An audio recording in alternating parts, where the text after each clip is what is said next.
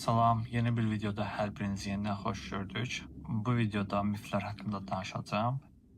Günümüzdə də hər birimizin gördüyü kimi mif dedikdə mənfi bir təəssürat yaranır hər birimizin zehnində. Ə, Mif deyəndə bizə uydurma şeylər, boş sözlər və saxta inanclar ağlımıza gəlir. Əslində bunun tam belə olmadığını bu videoda açıqlamağa çalışacağam. Miflər, yəni bizim dildə də tərcümə etsək, hekayələr, əsatirlər, nağıllar kimi də tərcümə eləyə bilərik. İndi məsələ nədir? Bizim mifə yanaşma tərzimiz nə cür olmalıdır? Onu aydınlaşdırmağa çalışıram. Çünki yəni indi də dediyim kimi bəziləri yəni mif dedikdə, nağıllar dedikdə artıq onların beynində mənfi bir təəssürat yaranır ki, bunlar uydurmadır, bunları oxumaq olmaz, bunları apab tullamaq lazımdır. Bu cür bir aura yaranır. Amma əslində belə deyil. Bunu aydınlaşdırmaq lazımdır ki, miflərdə həqiqət payı ola bilərmi? Əslində belə bir şey var ki, bəziləri deyirlər ki, miflərdə həqiqət payı var.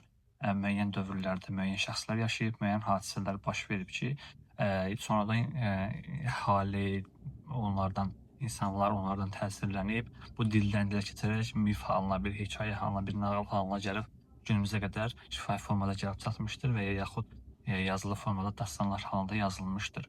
Məsələn, Homerin İlyada və Odisseya əsərləri, Gilgameş dastanları və Azərbaycanda da Dədə Qorqud dastanı və başqa dastanlar da bura daxildir. Bunlar dastanında hekayəti, mifdir, yəni eyni kateqoriyaya daxil eləmək olar. İndi bizim bunlara yanaşma tərzimiz necə olmalıdır? Bunları inkar eləməliyik, bunları atmaq lazımdır, yoxsa biz buradan özümüzə nəsə bir çıxarış edə bilərik, buradan biz özümüz üçün nəsə bir müsbət bir fayda götürə bilərikmi? Onu aydınlaşdırmağa çalışacağıq. Burada Karen Armstrongun Mifin Qısa Tarixi adlı kitabından bir hissəni sizlər üçün oxumaq istəyirəm. Karen Armstrong belə deyir, mifologiya tarixi tədqiq etmək təşəbbüsü deyil və hekayələrin obyektiv faktlara əsaslandığını iddia etmir. Yəni burada Karen Armstrong demək istəyir ki, mif zaten orada özü həqiqəti bir tarixi həqiqəti çatdırmaq istəmir insanlara. Mifin çatdırmaq istədiyi məsələ tamam fərqli, başqa bir şeydir. Bir roman, opera və ya bilet kimi mif də inanmış kimi davranmağımızı istəyir. O bizim dağınıq, tragik dünyamızı uzatma oyunudur. Məsələn, biz hər hansı bir romanı oxuduqda, hər hansı bir filmə baxdıqda əslində elə baxırıq ki, həqiqətən var olmuş, yaşanmış bir hadisə kimi ona baxırıq və yaxud oxuyuruq. Amma əslində oradan biz həqiqətdə onun həqiqət olmadığını bilirik, yəni həqiqətdə baş vermədiyini bilirik.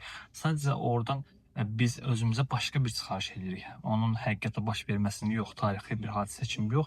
Oradan bizə bir məna çatmağa çalışırıq, bir əxlaqi məna, əxlaqi bir öyüd özümüzə götürməyə çalışırıq. Eynən miflər də bu tərzdadır. Ola bilər onların hansısa bir tarixi həqiqətləri olsun, tarixdə hansısa bir həqiqət baş vermiş olsun. Misal üçün, Homerin Odisseya və İlyada əsərlərini araşdırırlar ki, burada baş vermiş bəzi hadisələr ola bilər ki, tarixdə baş vermiş olsun. Bunlar müsbət bir haldır, ola bilər də baş versin. Amma sadəcə əsas məsələ nədir? Əsas məsələ bundan ibarətdir ki, biz bunlardan nə çıxarış eləməliyik, bunları nə cür oxumalıyıq? Bunu bir elm kimi oxumalıyıq, yoxsa bunun başqa bir metodu var? Əgər bunu elm kimi oxusaq, yanlış oxuyacaq. Çünki məsələn, biz elmi kitabları oxuduqda orada artıq həqiqətdə baş vermiş və ya tarixi kitabları oxuduqda orada həqiqətdə baş vermiş bir hadisələri öyrənmək istəyirik, bilmək istəyirik. Məsələn, Herodotun tarix kitabını oxuduqda orada həqiqətdə həmin dövrdə baş vermiş hadisələri öyrənmək istəyirik. Və bunu biz tarixi metodla oxuya bilərik. Amma mifləri də bu tarixi oxuduğumuz kimi oxuya bilərikmi? Əslində deyil. Buradan miflərdən biz özümüzə əxlaqi normalar çıxarış edə bilərik.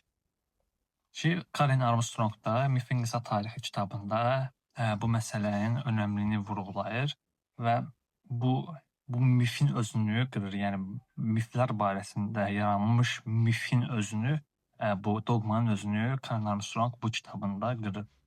Bu günlük bu qədər. Növbəti videolarda görüşənədək sağ olun, salamat qalın.